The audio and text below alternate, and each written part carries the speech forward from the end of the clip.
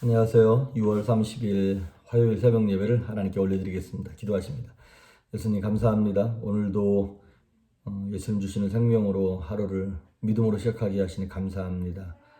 혼탁한 세상 가운데서 하나님이 알려주시는 영혼의 민감함을 가지고 세상을 분별하며 육신의 소욕을 분별하며 영혼의 소욕을 쫓아 살아갈 수 있도록 하나님 은혜를 베풀어 주시옵소서. 코로나 이후의 삶이 이전의 삶과 크게 달라질 텐데 우리 영혼의 모습은 이후의 영광이 이전의 영광보다 더 아름답고 위대하며 능력 있을 수 있도록 우리 성도들에게 믿음을 더욱더 허락하여 주시옵소서. 말씀 가운데 함께 하시길 소망하며 예수님의 이름으로 기도했습니다. 아멘. 우리 예찬송 219장 새 찬송가 540장 주의 음성을 내가 들으니 찬양합니다. 주의 음성을 내가 들으니 사랑한단 말일세. 믿는 마음으로 주께 가오니 나를 영접하소서. 내가 매일 십자가 더 가까이 가오니 구세주의 흘린 보배 피로써 나를 경케 하소서. 주여 넓으신 내 베푸사 나를 받아주시고 나의 품은 뜻 주의 뜻같이 되게 하여 주소서.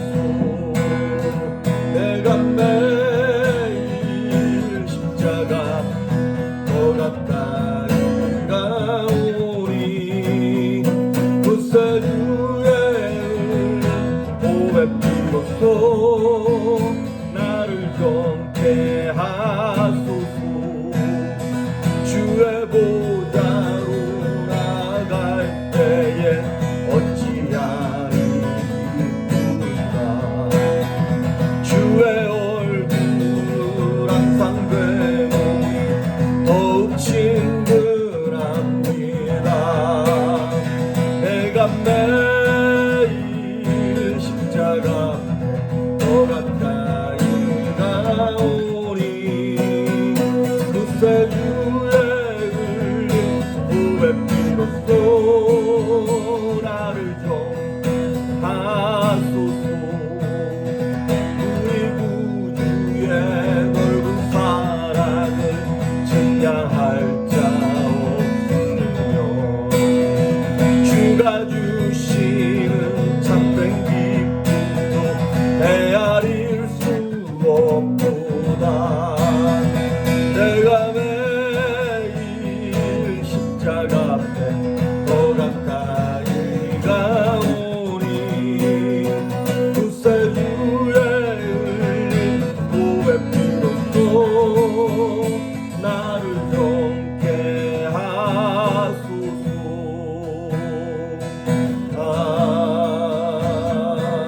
아멘. 아멘. 오늘 우리가 볼 말씀은 누가복음 1장 26절에서 38절입니다. 누가복음 1장 26절에서 38절.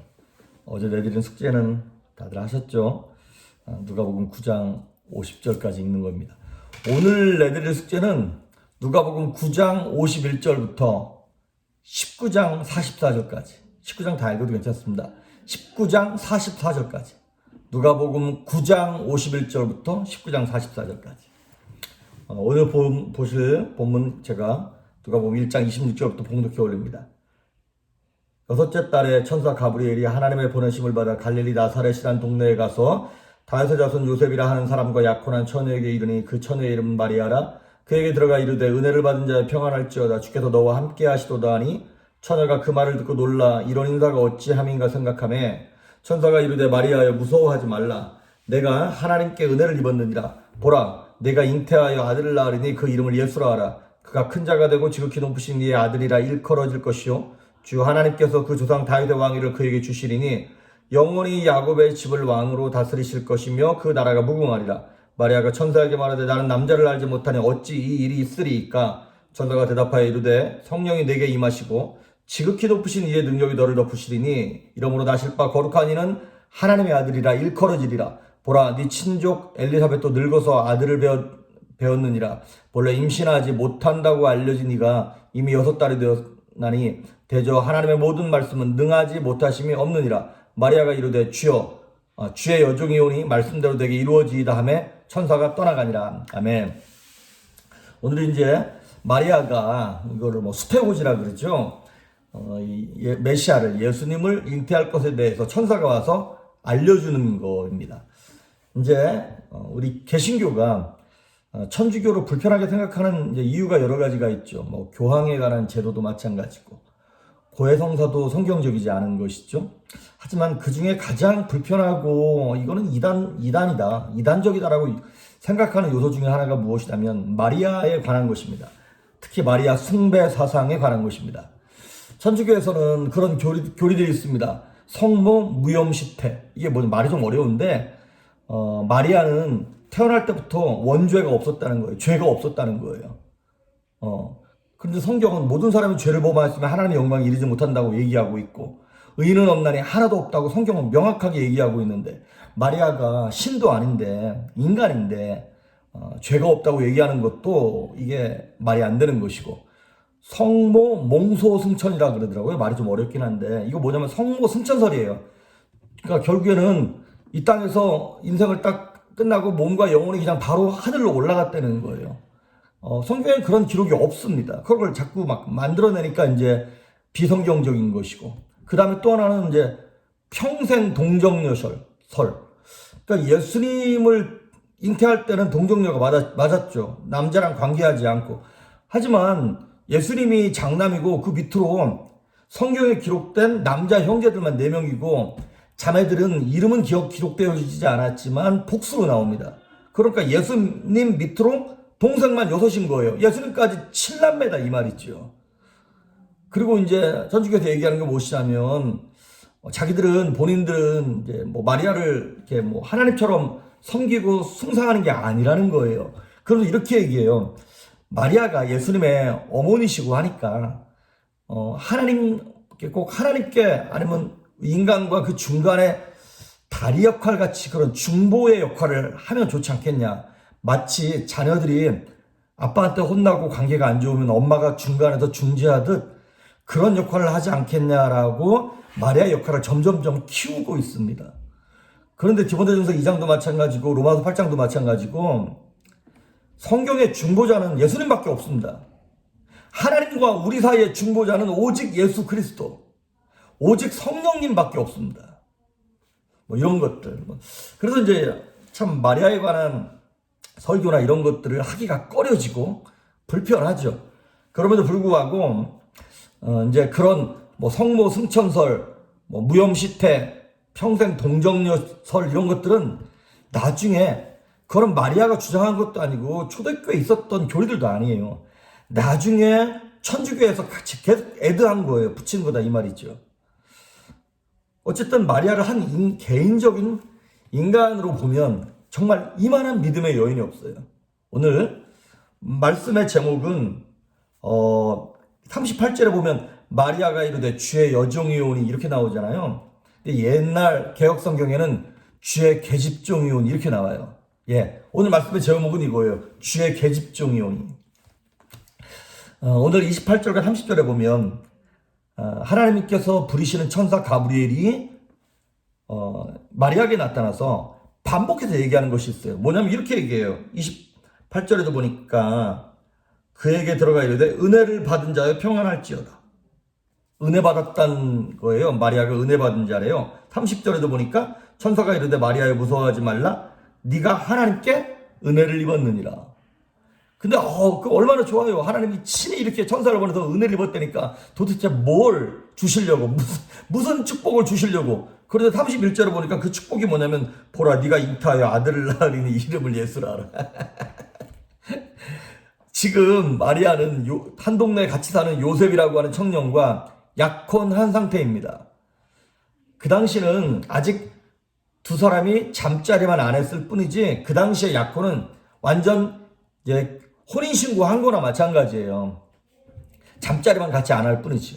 그런데 아직 처녀인 이 마리아에게 이 당시에 마리아의 나이가 14살, 15살이라고 추측합니다. 아니 처녀가 애를 낳는 것이 은혜야? 이게 무슨 은혜인가? 은혜랄 것 같으면 우리가 생각하는 은혜는 모든 것이 만사 형통, 어떤 물질적인 것들이 좀 늘어나고 이런 거라고 생각되어지는데, 그런데 성경에서 말하는 은혜는 이거더라고요. 하나님이 내게 다가오시는 게 은혜예요. 하나님이 나의 삶에 들어오시고 개입하셔서 하나님의 일을 내 안에서 하시는 것을 성경은 은혜라고 얘기합니다. 사실 마리아가 하나님께 서원하면서 하나님 내가 주의 일을 하겠습니다, 내가 메시아의 모친이 되겠습니다, 서원하거나 자원하지 않았습니다. 그런데 하나님이 일방적으로 찾아오셔서 은혜를 베푸시는 거예요. 그의 인생에 개입하시는 거예요. 그러니까 하나님께서 쓰시고자 하시는 선택의 여부는 우리에게 달린 것이 아니라 하나님의 주권에 달려있다고 하는 것입니다. 그러면서 그 은혜가 네가 메시아를 낳을 건데 어떤 메시아냐면 32절, 그가 큰 자가 되고 지극히 높으신 이의 아들이라 일컬어질 것이요 주 하나님께서 그 조상 다윗의 왕위를 그에게 주시리니. 다윗과 같은 왕이 태어난다고? 33절, 영원히 야곱의 집을 왕으로 다스리실 것이며 그 나라가 무궁하리라. 그러니까 인간적으로 생각하면 이게 우리나라를, 이 미국을 나한테 주는 거라, 어떤 이런 의미일 수 있겠죠. 그런데 지금 이 마리아 입장에서는 다윗의 왕위가 어쩌고 저쩌고 이스라엘이 어쩌고 저쩌고 이게 귀에 안 들어왔을 거예요. 왜냐하면 34절에 나오는 말씀처럼 마리아가 천사에게 말하되 나는 남자를 알지 못하네, 어찌 이런 일이, 내가 남자를 경험하지 않았는데 어떻게 내가 아이를 낳지? 이런 거예요. 마리아는 그저 자기가 지금 잉태하면 동네 사람들한테 돌 맞아 죽을 것이다 라고 하는 그런 두려움이 먼저 임하고 있는 것입니다. 그 당시에는 이런 윤리적이고 도덕적인 부분에서 또 율법적인 부분에서 되게 엄격했기 때문에 이걸 그냥 돌 맞아 죽는 거예요. 끝나는 거예요. 어떻게 이런 일이 일어나겠습니까? 라고 하는, 그리고 이제 내가 처녀인데 어떻게 애를 낳지라고 하는 그런 불가능에 관한 의심 같은 것들을 물어봅니다. 그랬더니 35절에 천사가 대답하여 이르되 성령이 너에게 임하시고 지극히 높으신 이의 능력이 너를 덮으시리니. 성령께서 임하시면 이게 가능하다는 거예요. 마리아가 하는 게 아니라 하나님이 하신다고 하는 것입니다. 그러면서 어떤 예를 들자면 천사가 36절에 봐라, 네 친척 엘리사벳이 나이가 늙어서 아들을 배웠느니라. 원래 임신하지 못한다 그랬는데 하나님의 능력으로 애를 지금 임신했다. 그게 바로 이제 침례 요한이죠. 세례 요한이죠. 그렇습니다. 성령이 임하시면 애 낳지 못한다고 했던 불임 부부도 임신하고요, 할머니도 임신하고요, 처녀도 생명을 잉태하고요, 죄인인 우리를 통해서도 하나님의 자녀들의 생명들이 잉태되어질 수 있습니다. 이게 바로 기적인 것이죠. 성령이 임하시면 그것이 가능하다는 것입니다. 그러면서 말씀하시기를 37절에 보니까 대저 하나님의 모든 말씀은 능하지 못하심이 없느니라. 말씀의 능력을 지금 얘기하고 있습니다. 하나님의 말씀은 없는 것을 있는 것처럼 부르시는 능력이 있어요. 그러니까 창세기에 보면 말씀 한마디에 빛이 있으라, 뭐가 있으라 딱 말씀하셨을 때 그냥 즉각 생기는 것처럼 예수 그리스도의 말씀의 능력이고 하나님의 말씀의 능력인 줄 믿습니다. 예수님께서 우리에게 평안하라 말씀하시면 그 말씀이 우리에게 능력으로 다가옵니다. 할렐루야.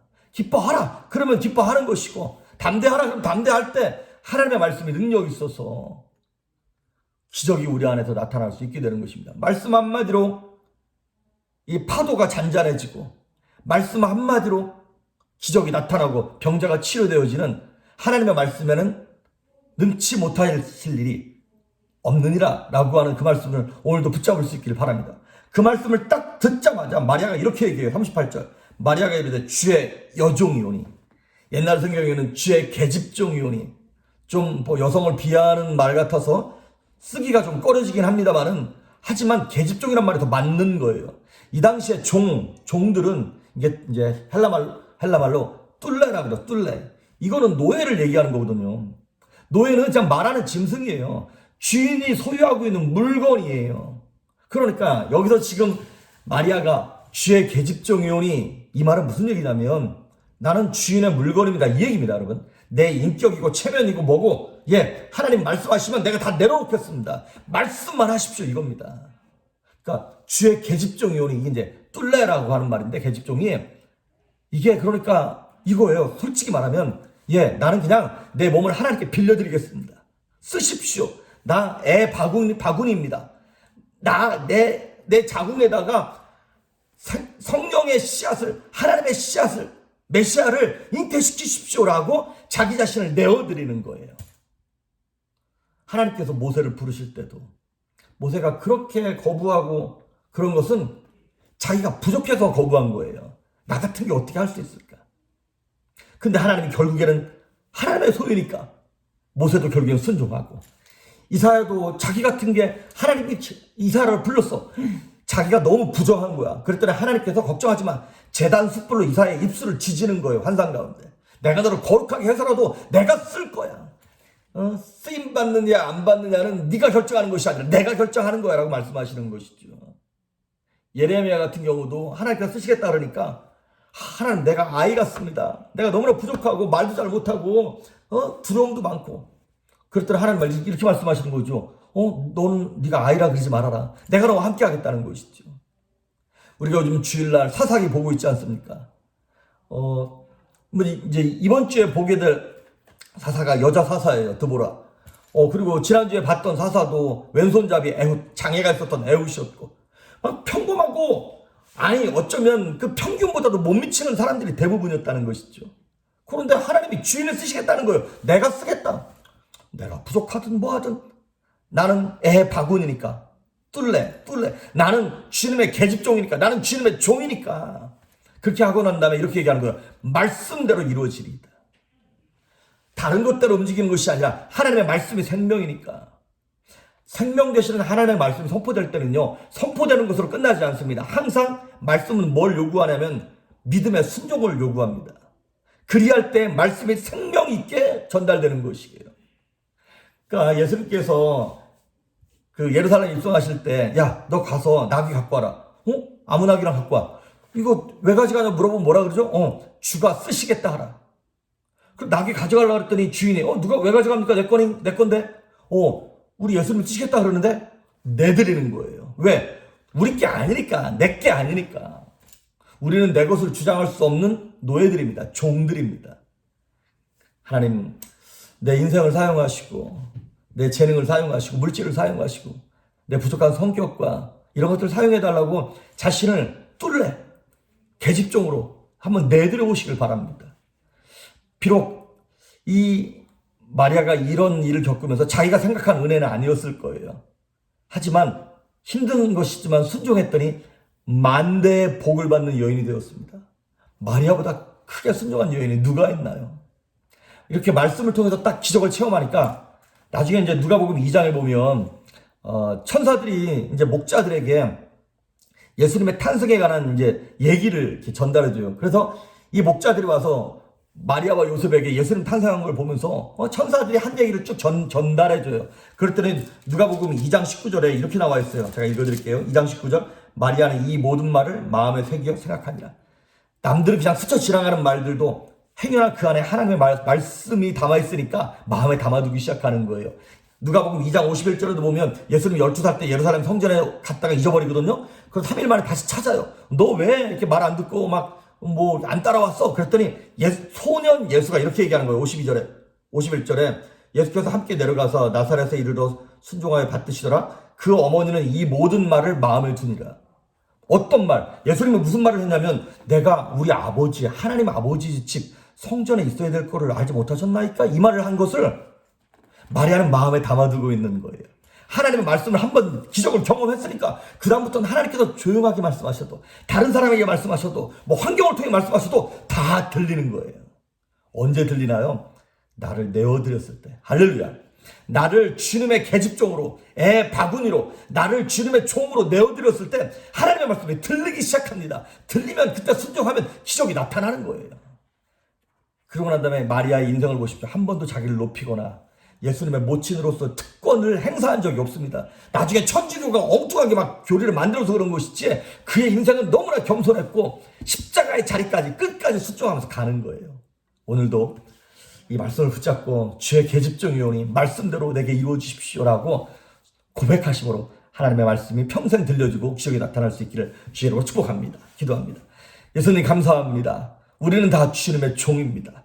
그 하나님의 말씀에 명령에 믿음으로 순종할 때 그 작은 음성까지 이제 들리게 하시며 내게 말씀하시는 세미한 음성에 순종함으로 하나님의 축복이 이 땅의 기름진 복들이 우리 인생 가운데 넘쳐날 수 있도록 은혜 베풀어 주시옵소서. 감사드리옵고 예수님의 이름으로 기도했습니다. 아멘.